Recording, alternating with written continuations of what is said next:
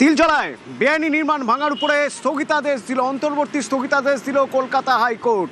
এক্ষেত্রে বিচারপতি নির্দেশ দিয়েছেন যে বেআইনি নির্মাণ ভাঙতে গেলেও আইন মেনে ভাঙতে হবে। কি সে আইন, কেন এই নির্দেশের পিছনে কি ব্যাখ্যা রয়েছে জানবো। অর্ণব রয়েছে আমার সঙ্গে। অর্ণব, দেখো, 12ই মে অগ্নিকাণ্ডের ঘটনা ঘটে তিলজলাতে, এবং সেই আগুনে কি ঘটনা ঘটেছে আমরা ইতিমধ্যেই নিউজ 18 দর্শকরা প্রত্যেকে অবগত।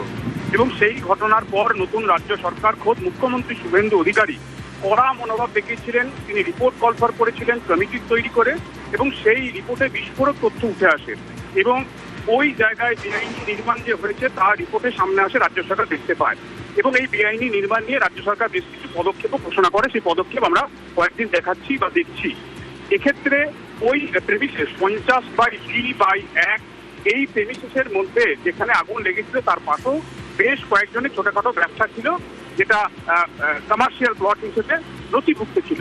তাদের তরফেই একজন মামলা করেছিলেন। সেই মামলায় বলা হয়েছে সংবিধান যে রক্ষা কবচ দিয়েছে, যেটা কলকাতা পূর্ব আইনের 400 এবং 401 নম্বর ধারায় রয়েছে, এক্ষেত্রে যারা ভিতরে রয়েছেন তাদের মালপত্র সরিয়ে নেওয়া এবং 15 দিনের নোটিশ দেওয়া সংক্রান্ত যে পুরো আইন রয়েছে সেটা মেনে এই পদক্ষেপ হয়নি। এই বিষয়গুলি জানার পরই অন্তর্বর্তী একটি নির্দেশ দিয়েছে, অর্থাৎ আপাতত ভাঙার কাজ বন্ধ থাকবে এবং একই সঙ্গে স্ট্যাটাস কো মেনটেন করতে হবে, অর্থাৎ ওই জায়গাতে স্থিতাবস্থা বজায় থাকবে। এর অর্থ ওখানে কেউ এখন আর ব্যবসা বললো এই হাইকোর্ট স্টে দিল তার মানে ব্যবসা করতে শুরু করবে তা নয়, কেউ ওখানে থাকতে শুরু করবে তাও নয়। এবং যে অংশ ভাঙা হয়েছে আবার মেরামতি করে। অর্ণব, এখানেও তো একটা প্রশ্ন থেকে যাবে খুব স্বাভাবিকভাবেই, তা হলো যে এই যে শহর জুড়ে বেআইনি নির্মাণ হয়ে রয়েছে তার বিরুদ্ধে তো পদক্ষেপ করতে হবে। তা নিয়ে কি আজ আদালতের কোনো পর্যবেক্ষণ আছে? বার্তা আজ কলকাতা হাইকোর্টের বিচারপতি রাজা বাসু চৌধুরী এজলাস থেকে, এবং বিচারপতি সরাসরি তিনি বলছেন এই পুরো আইন সংক্রান্ত বা পুরো নির্মাণ সংক্রান্ত বা নির্মাণ সংক্রান্ত একাধিক মামলা করতে গিয়ে গত কয়েক মাসে তিনি কয়েক বছর বিচারপতি এখানে কাজ করছেন।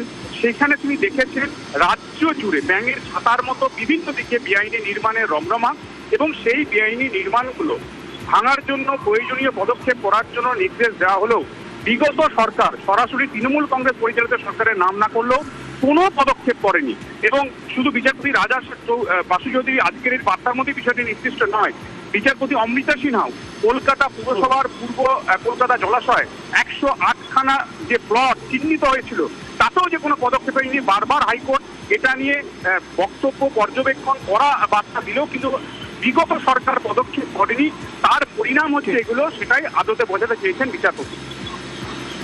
ধন্যবাদ অর্ণব।